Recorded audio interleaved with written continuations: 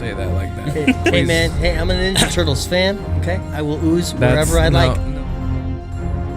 This one drink that's not even bad, you won't drink, and I'm confused. I am in anger. Good for you guys. I don't watch a lot of movies. I go outside. Okay?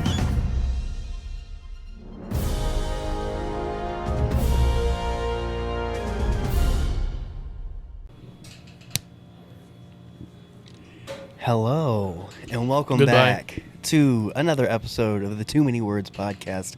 We are back at Fleur Cinema for the whatever time. And This time we won't fuck it up. yeah. This was originally episode 129, but now has to be episode 130, correct? Mm-hmm. Because audio got messed up. That's like the second or third Corrupted time audio. that's like the second or third time that a Fleur episode has gotten messed up due to Third tech time. purposes. And so Second time with this exact issue. it just leans more into my desired dream of just having an entire like set of just equipment that's dedicated to just mobile stuff. Yeah, I mean, We'll have a home base and then duplicates of everything for the mobile PodTrack stuff. P4 is designed for mobility. It was not a PodTrack problem, which is what I initially thought it was. It was an SD card problem. So the SD card that I had used in it was a faulty SD card. That's why I put it in timeout. Oh. So, Like you threw it away? no. No. Okay. Okay. It has to live with its sins. Okay.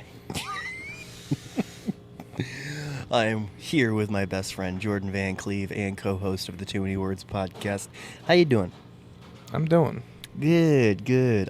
For the rare occurrence that we record 2 episodes in one day, we are going to just review the movie, and of course, added with a couple appropriate segments like Announcements. drink review and announcements at the front end. We'll go a little bit light on announcements because we'll probably go a little bit heavy on announcements for the next episode, and then of course, fansers.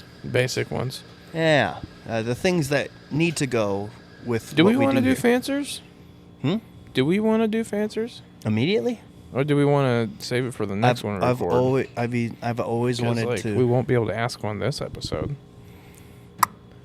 Are you so sure about that one, son? Well, yeah, we're going to record again in an hour. All right, we won't do fansers. I mean, if you want to, I don't care. Just You make a good point. we You either make a don't do solid one now, or we don't do one next with the next. You make a recording. solid point. We'll do it for the next one, just because that thing's not plugged in. Fair point. Yeah. But yes, announcements. We have 2 major events that are happening at the same location. First and foremost, the more soon one is March 2nd, Red Carpet Gala. We're doing a live stream at the Red Carpet Gala, but we'd rather see you in person. So yes, tune into the live stream if you can't make it. But if you can, maybe get on the live stream. Consider it like live news coverage, right? Yeah, but in like low production and goofballs for hosts. But yeah, You know what people do when they see like that news camera? They're like, "Bleh, make funny faces, get in the camera." Yeah, and so it's gonna make people show up. Put on your best fit. Save up a little bit of money, not too much money. I think it's like $40 for the whole damn thing. I think so.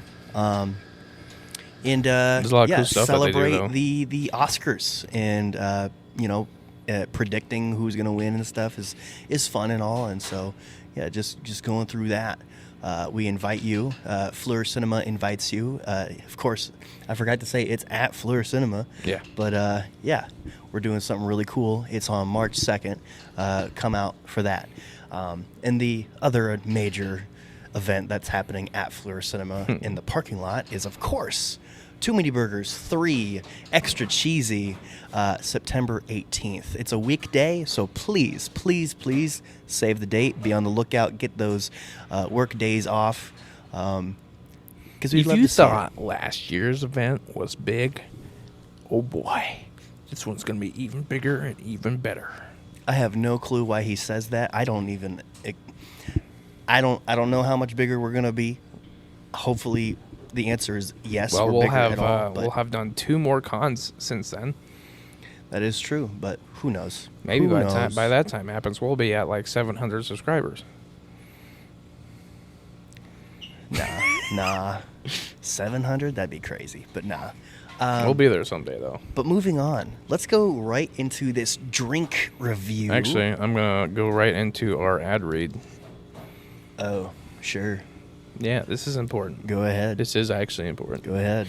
This week's episode is brought to you in part by Fleur Cinema and Cafe, a wonderful and fantastic location to fulfill all of your movie-going needs with affordable prices and affordable snacks, fresh popcorn, candy, and you can even get a fresh brewed coffee to enjoy with a companion while you relax in their cozy and welcoming lobby. With plenty of seating and tables for all of your movie-discussing needs, and for those of age, you can You can also get your favorite wines and brews on tap to enjoy during your experience there. So swing on over to the Fleur Cinema and Cafe located at 4545 Fleur Drive, Des Moines, Iowa. Enjoy a movie or enjoy the company of friends over a drink of your choice. Can you read that like there isn't a gun pointed at your head? Like, I know there is one right off to the side, outside of the camera I'd like view. to think but, like, I read that really good, actually. Yeah? Yeah. I mean, you were coherent, and That's the we point. knew what you said, but That's the point. you sounded like you were reading a receipt. You know? Sorry, I am a little extra tired today. I think I may be coming down with something, so. Come to Fleur Cinema. You have eggs. Would have sounded a bread, lot better if we were milk. wearing headphones. Well, did you pack them? Yeah. Okay. I didn't feel like grabbing them out. We took them all the way to the south side. Well, I mean, they're now- kind of already in there. They're always in there. All right. Just like these 2 microphones Let's are get always in into there. the drink of the month. Fleur Cinema's special drink for February is what's it called? Something V. La Vie Vanilla with rose syrup latte. So I'm really excited about this. I had the option to do whole milk or oat milk, and I always go oat milk because oat milk is goated. Tastes better. So yeah, we'll check this out right now. I'll take the first sip, and then you finish it because he is okay with germs more than me, Okay. as per usual.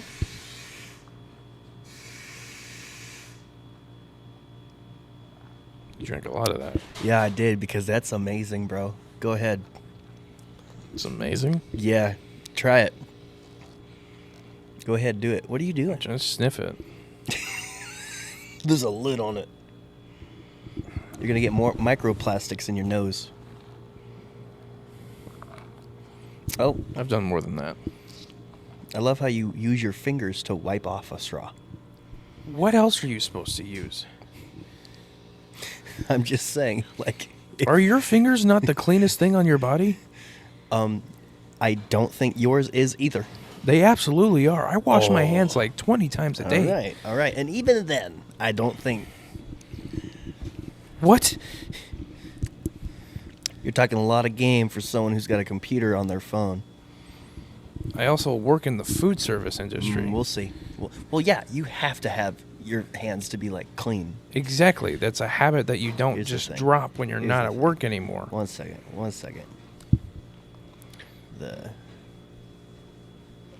That is fantastic. It is. What are your thoughts on it? Surface thoughts. Well, the rose syrup, it gives it a nice floral note. I think that is really what sells it here. It's sweet. It's coffee.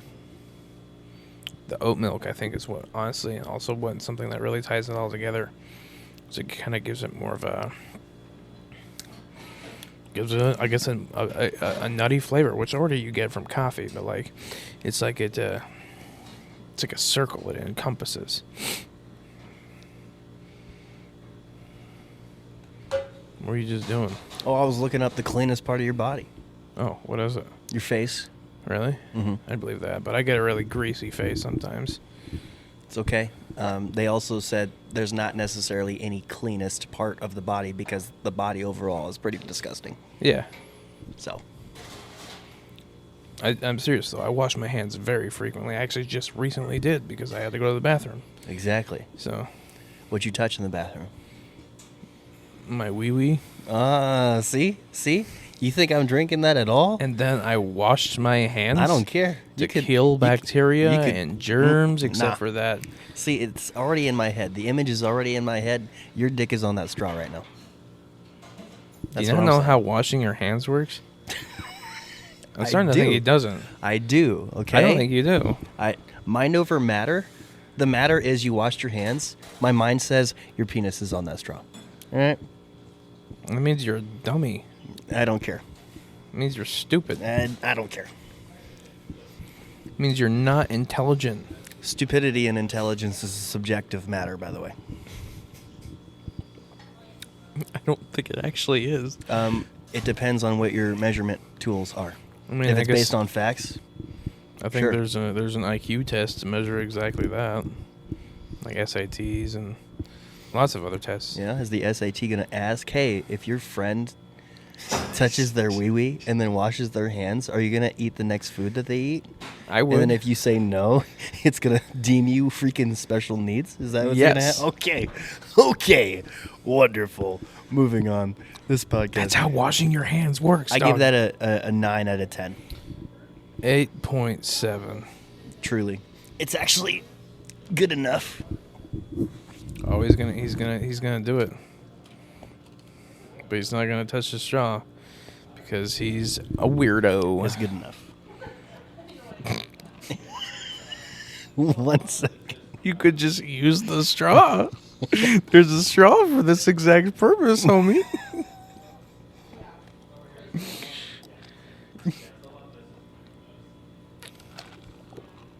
That reminds me so much of like ice cream coffee, like coffee ice cream. Like, yeah, no dip, Isaac. It's coffee that you're drinking. Of course, it's going to taste like the ice cream coffee. No, like this is like the premier. This is what you think of when you think of coffee flavored taste. This is like the flavor. You know what I'm saying? Like that Yeah. flavor that you're thinking of Yeah. right now. You Mhm. know, you can have the rest of that. Man, even when we come to the Fleur at 3 o'clock, it's still dark right now. Well, yeah, that's because it gets dark at 5 o'clock. Yeah. Can't wait for winter to be over. I can. But anyways, I hate the summertime. It's too hot. Jordan, say something funny while I do a small dive on the movie that we just watched. I'm fat. Say like a long-winded. So, as a result of me being fat, I care about hygiene, personal hygiene, a lot. And it makes me really sad when Isaac gets to thinking of me as gross. And I get really self-conscious. This is all true, by the way. Like, it makes me sad. But, in other news, we have a new testing Training. We're training for a new editor. We're going to see how James does. We're going to see if he's okay with it. He seemed to be pretty confident. That he discovered that the workload is not nearly as much as he thought it was. At least, especially for not single camera episodes. I'm going to have him do 3 episodes with 1 camera. And then we're going to do 3 episodes with 2 cameras again. And that's going to be his trial period. If he doesn't like it after that, that's no biggie. I'll go back to editing myself with 1 camera. But if he does like it, we'll keep going. Does that sound good to you? Yeah. Hopefully this sounds good to James too. He'll hear this eventually. But since I'm training him on Sunday after work, he'll already know before he even hears this.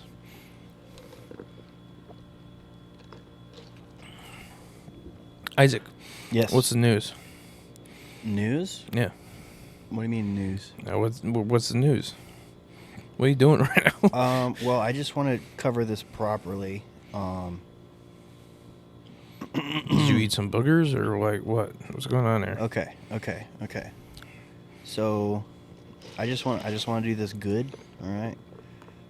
So, What are you talking about? With the Too Many Words podcast, everything we do is good. Jordan, what movie did we go see? Is it I'm Still Here or We're Still Here? It's I'm Still Here. I'm Still Here. Everything we do is good. Yeah. I still stand by that. I have confidence in your I'm your work. Still Here. A PG-13 2024 movie. That was PG-13? You know what? You make a good point. We saw a boob. Hey, man, PG-13, you get one boob. Really? Right? I think so. Oh, Andrew saw him. Did my phone go off, too? Or was that you? No, that was you. It was me. Is he complaining about me? No. Thank God. He's asking about a car pulling up to Jeezy's house. Uh-oh. Let me see. Uh-oh. Someone put a hit out on Jeezy. There's me leaving. Let me take a look. So, I'm Still Here is a 2-hour, 17-minute film. Original title is, okay, I'm going to butcher this pronunciation. Ainda estoy aquí. Ainda estoy aquí. Because this entire movie is in Spanish, specifically Brazilian Spanish. I forget. I know for a fact that Spanish can fluctuate depending on which part of the world you're in. So I will just say Brazilian Spanish. It's been a minute since I've watched an entire movie that was subtitles. But I'd like to think that people who instantly dislike a movie because there's subtitles and you don't get it in English, I don't want to use the word ignorant, but maybe are just not thinking open-mindedly enough. Simply because that's not going to be a make or break for a movie, at least for I'd say the only people where they get a pass, where they cannot enjoy a movie if they have to read the whole time, is children, because they can't read. So, therefore, that's just my stance on it. I always have subtitles on.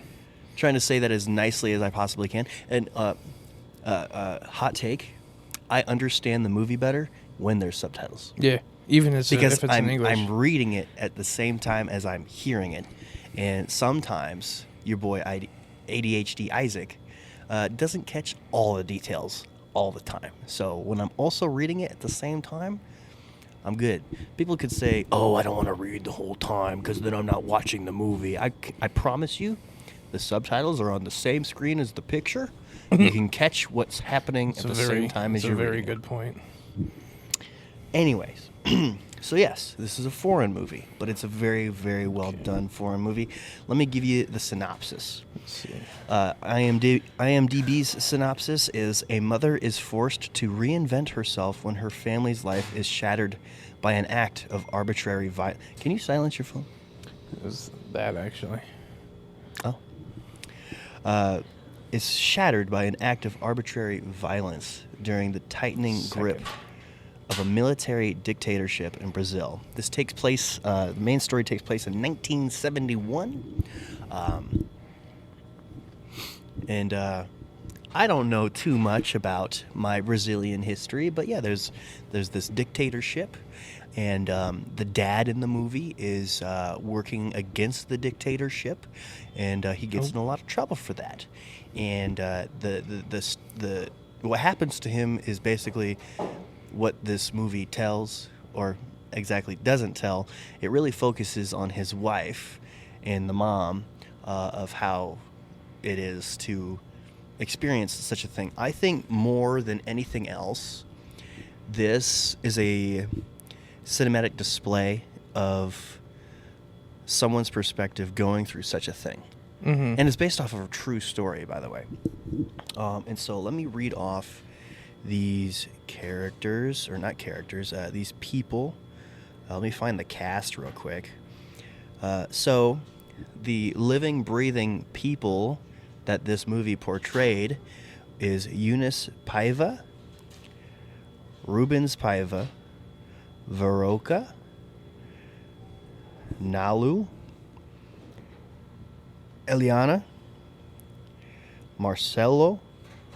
Oh yeah, this movie is based off of the book that Marcelo wrote. Marcelo is the son of the mother that this movie follows, and yeah, let's see.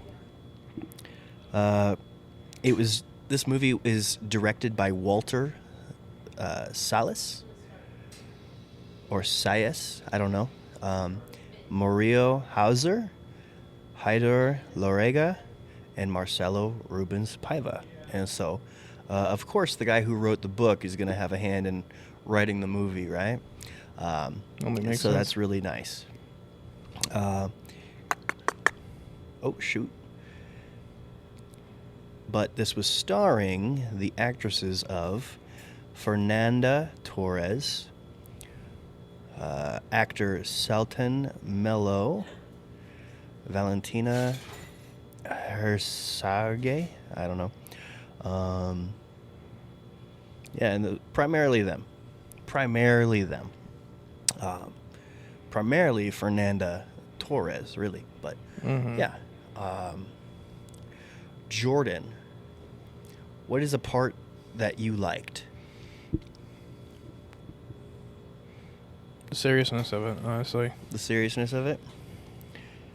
Something that really stood out, and I know that whenever you go to a Fleur Cinema movie, the cinematics are going to be through the roof, okay?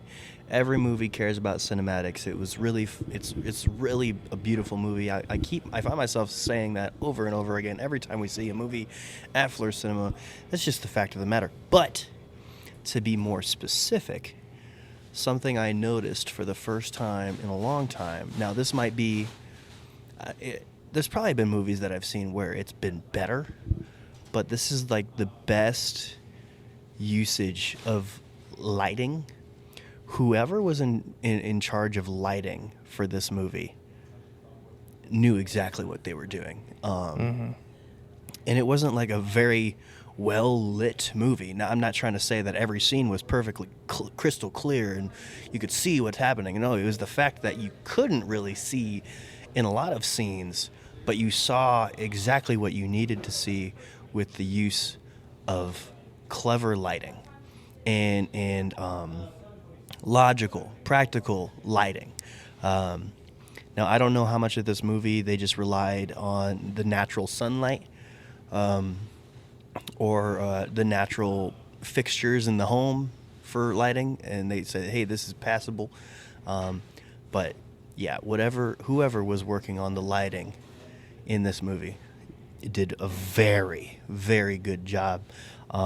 It's the first movie in a long time where I noticed that the lighting was used to provoke emotion.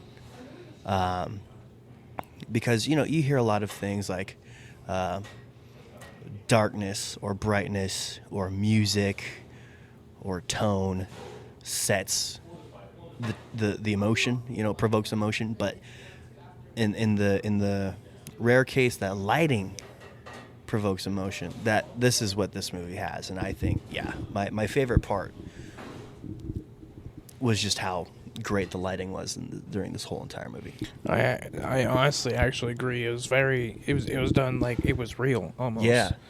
And like sure maybe some of it actually is, but like I don't know, it was like perfect. It really helped with the immersion. Mm-hmm. It really puts you there. Mm-hmm. Yeah. Immersion is a good word because I will admit, despite all my hard takes on subtitle movies, foreign movies, I will admit that it takes a little bit longer to suspend the disbelief, immerse yourself into the story because, subtitles just make it a little bit harder to be like, oh yeah, we are in this. This is not just a movie. This is a story, But when it does get you, when it reels you in, you're in. Like you're not going back. And yeah, it's a story that keeps you convinced. And the fact that you're also reading the whole time, it does encourage you to be more involved in what you're watching. So there's that too. But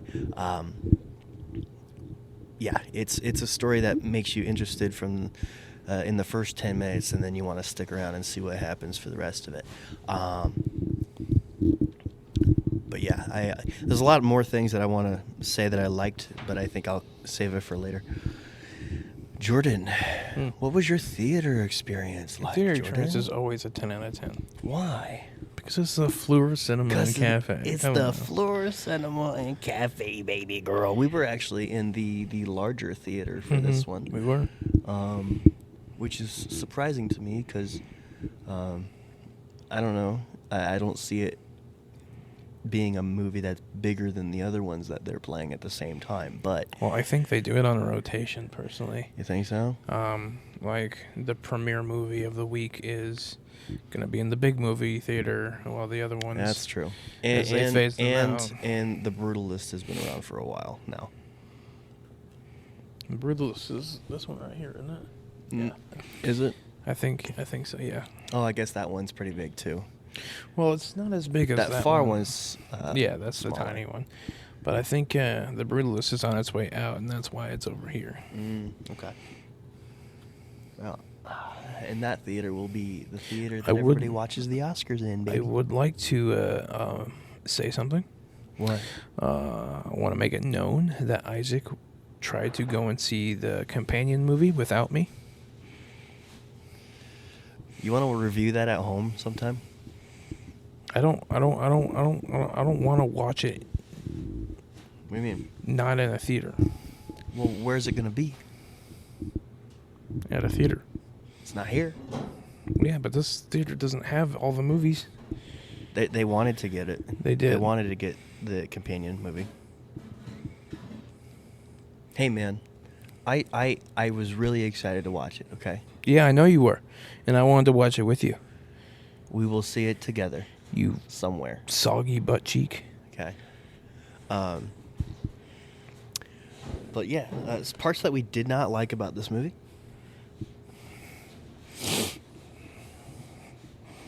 Good I say. don't like that the dad didn't come back. I mean, that's like the whole thing, Yeah, I know. sir. I I mean, know. I guess we can be sad about the sad parts of movies and be like, yeah, that part sucked. Like, part of me was like, oh, is this like an amazing miracle story where they find out that he's alive? You know, like, were you expecting that? Kinda. I think "kinda's" a good word for it, actually, Yeah.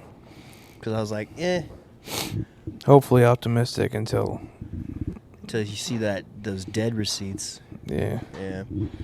Yeah. Depression.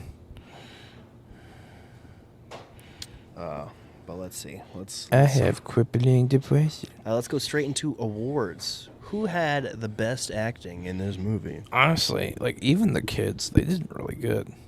Yeah. A lot of these people, maybe it's because their ethnicity was of that descent, and like they really felt it. Mm-hmm. So maybe that helped. But like all of the kids, all of the people in this movie felt real. Yeah, it did. So like I don't. Well, let's just give it to everybody. First time ever. I think the Best director. acting award goes to The everybody. director, yeah, but The casting director. yeah, Because, dude, that's what I was thinking throughout this movie, too. Even before they did the 25-year jump, yeah. I was like, wow, these are really convincing sisters on camera. Mm-hmm. Like, I got them mixed up a couple times. I was like, the casting in this movie is probably some of the best I've ever seen when it comes to the more independent films. Because, like, as a filmmaker, casting is hard. Mm-hmm. And a lot of times when you're working with less money, you just get what you get. You don't throw a fit, you know, for people who want to act for your movies. And it was just such a convincing family. Like, oh, these guys are all related.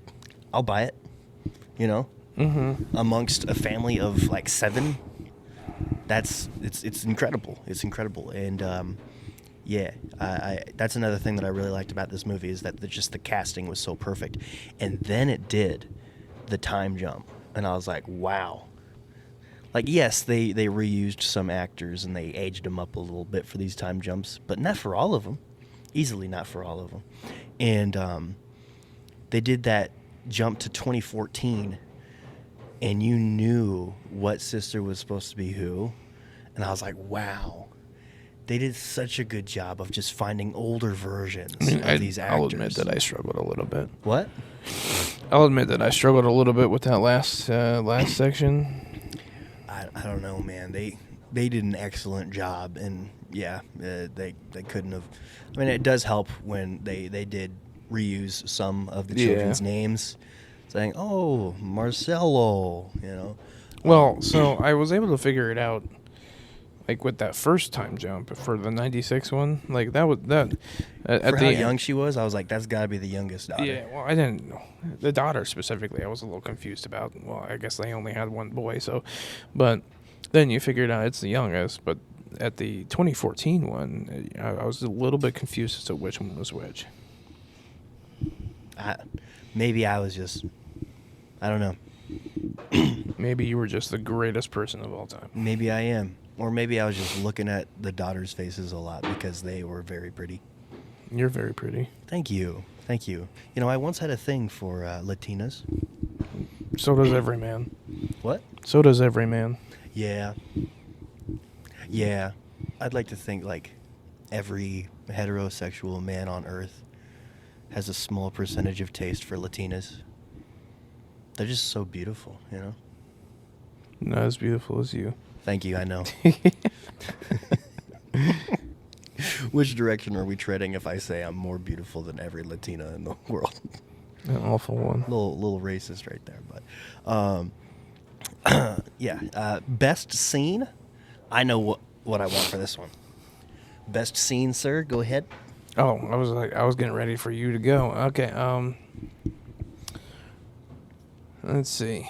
I really liked the moment where they were all on the beach and they took that family photo. That was good. Why are we always on the same? Are we talking about like at their front doorstep? No. No? Okay. On the beach. I said on the beach. Well, yeah, but they like basically lived on the beach. No, when I say on the beach, I mean on the beach. Okay. So tell me why that was your favorite scene. It was supposed to be a semblance of like the last time they were all happy together as a family, and you could tell. Oh, are you talking about like at the end? No. Oh, at the beginning. Yeah. Okay. You know, when she lost a tooth. Yeah, I know. And then okay. Yeah. And then like there was a severe tone shift. Mm-hmm. It like I could tell they were trying extra hard to portray that this is where life was perfect for them. Mm-hmm. And then all of a sudden, it wasn't. Gotcha. See, I have a number 1 for best scene, and I have a number 2 for best scene. And number 2 is when they actually go through at the very end. It's that same moment at the beach. And they're reliving it through a camera lens. You know what I'm talking about? Mm-hmm. Yeah, at the very end, because throughout the movie there was this daughter who was capturing a lot of things on film, and we would rewatch it, and then that last time they did it, it was us watching basically the first scene, but through that camera lens. It spoke volumes. Volumes. Like I love it when movies do that, like kind of full circle kind of thing. Like you revisit. Like, it's such. I don't know why I don't see it as often as we already do. When it comes to movies revisiting what happened in the beginning, because when you do that, it really makes the audience go, "Oh, wow, that feels so long ago now, and it's so different," you know. And I like the idea of that revisiting. Like you see it from like one angle, and then it kind of loops back around. Yeah. And you see it from another angle, Yeah. and it feels different. Yeah. I know. Yeah, that's great. Kind of like my first short film ever, the film project.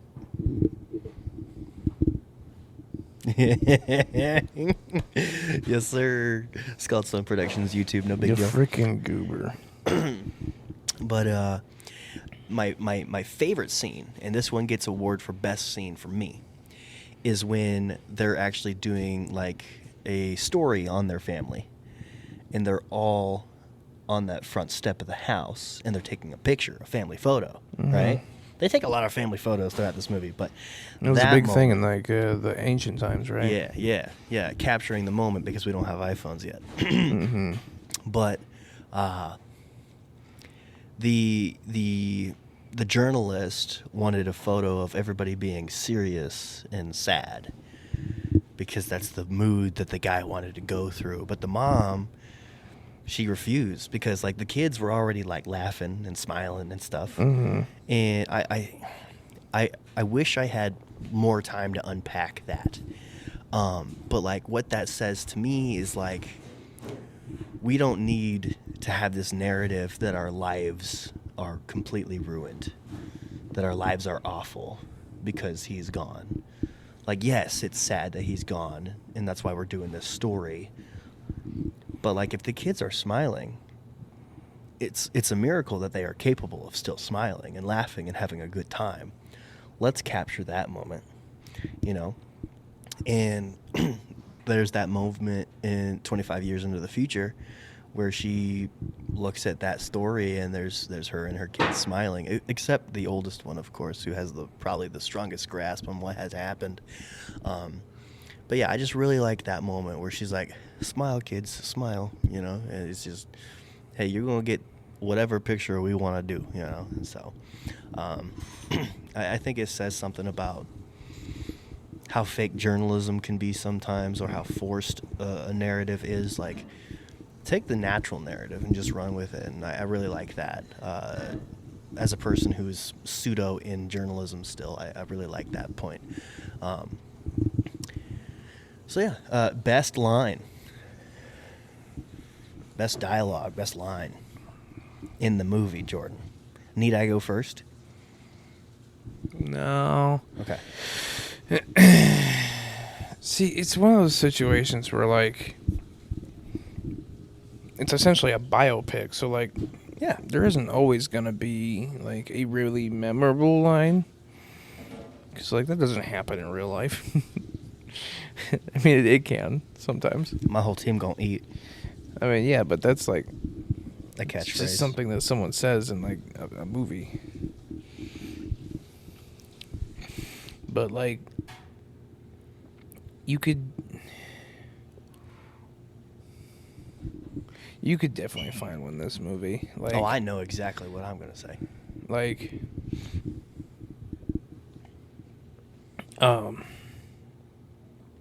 when she says something like, it's weird finding comfort or happiness in a death certificate. Yeah. Yeah. Excuse me. I think that's one that. Oh my goodness. Excuse me. I think that's one that can really sit with you. Mm-hmm. Makes it memorable. Mm-hmm. Bloonk.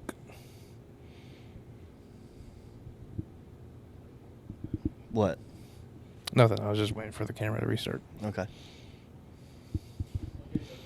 That's it. Oh. Like I didn't. You were waiting, but also you were done. Okay. It's all right. I think for the same reasons that's standing out to you is the same reasons why this line for me stands out. It's when they do the time jump into 1996, and the youngest daughter is at the table looking at pictures with the son, and the daughter looks over at her brother and says, "On what day did you bury him?" Yeah. And I was like, "Whoa, dude," because it put into perspective so many things in my mind at that moment. Because his answer, of course, because the dad went missing, right? Missing for the rest of their lives. only to be confirmed dead 25 years later. And so a question like that is bananas, that someone gets to be asked that someone has to ask that. And he's like, when mom donated all of his clothes, that's when I accepted that he was never going to come back. Because I'm taking it a little bit out of context. She asks, on what day did you bury him? He's like, what do you mean? On what day did you accept that he was never going to come back? That is a lot to unpack, because it makes you grateful, I think. How privileged are we? How privileged am I to know exactly where my stepdad's body is right now? How privileged are we to know what date to put on the tombstone? How privileged are a lot of us to go, oh, it's been exactly 2 years since my great-grandpa died? You know?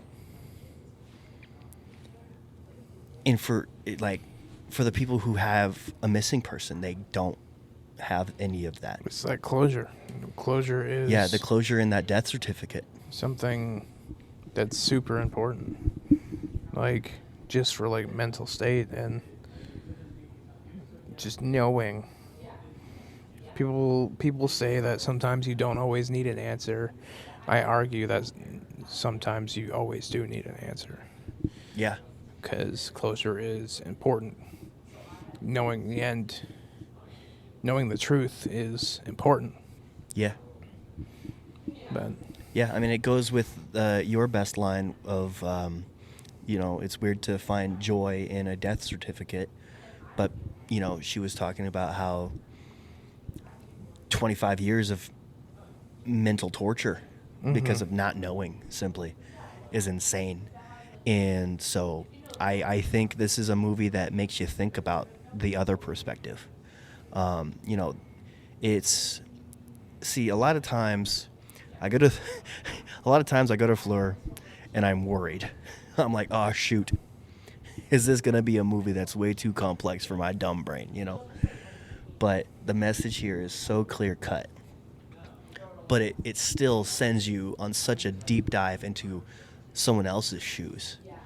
And how wrong it was that the dictatorship over Brazil in the 70s was because of this systemic torture and all this stuff. And it's just crazy. But yeah, Jordan, what's the best shot in the movie? And then we'll score it out of 100. I'll be honest. Sure, it might be cheesy, but it'd be the actual photo that one of the daughters took of the dad in the car. Oh, like the real life photo? Well, I mean, yeah. Yeah. Yeah, at the very end of the movie, there was a small series of legit photos. Well, I was from talking the about, true like, story. they recreated a lot the of them. recreation? Okay, yeah.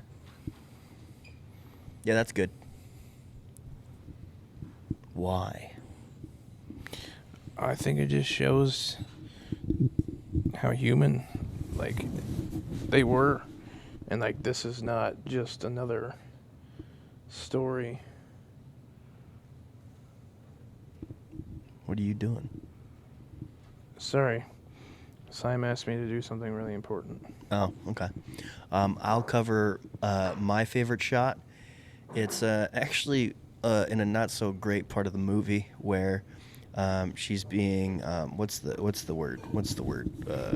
Interrogated? Interrogated, yeah.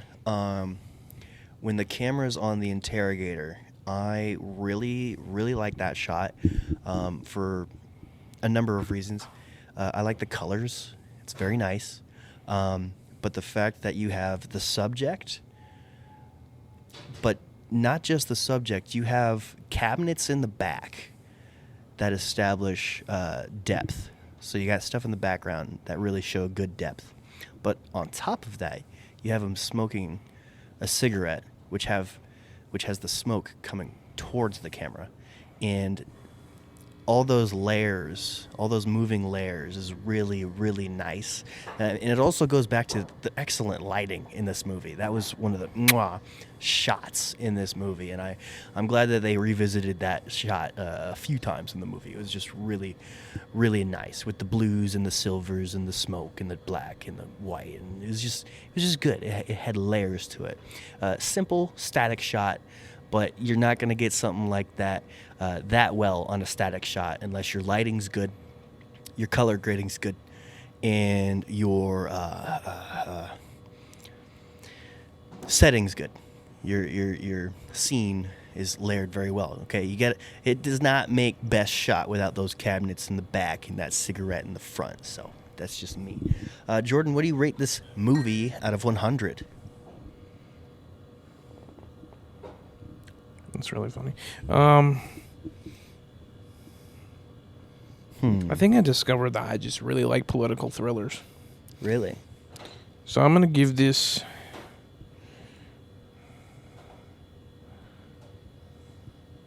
I'm going to give it an 88. An 88.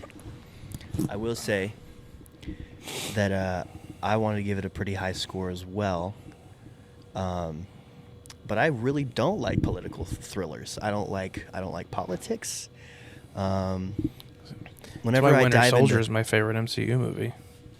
yeah, that's true. I don't really like military movies or political movies. There's a lot of movies with like political, what's it called? When it's underneath not a subplot, but there's just lingering Undertones? Yeah, political undertones in movies. Thank you. You're 2 for 2 with words that I need. Like exactly. I know a lot words of that words. I just don't use them. Words are stupid. Hey, man. There's too many of them. Stop it. I want to give this a 92, actually. This is the best movie I've seen this year. Still, I will claim that it's still not my type of movie. I probably won't see this movie again. But for its general purpose of why it exists, this is an absolute excellent movie on nearly all fronts. And so, yeah, 92 heart score for me. So I will give it that. I will give it that. I'll give it that. I'll give it that. I will give it that. That.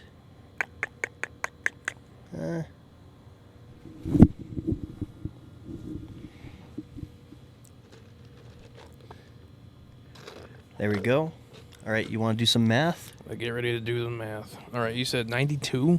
Yeah. That's a high number. That's my heart score, yes. All right. 9 plus 10 plus 9 plus 9 plus 8 plus 10 plus 8 plus 9 plus 10 and plus 10. What? What score was your heart score? 92. On the dot, baby. On the dot. Bam. Trust me, guys, I'm not doing mental math. I suck at it. He doesn't. He gives the heart score before he does the other scores. Yeah. So like, there's no way for you to do mental math. All right.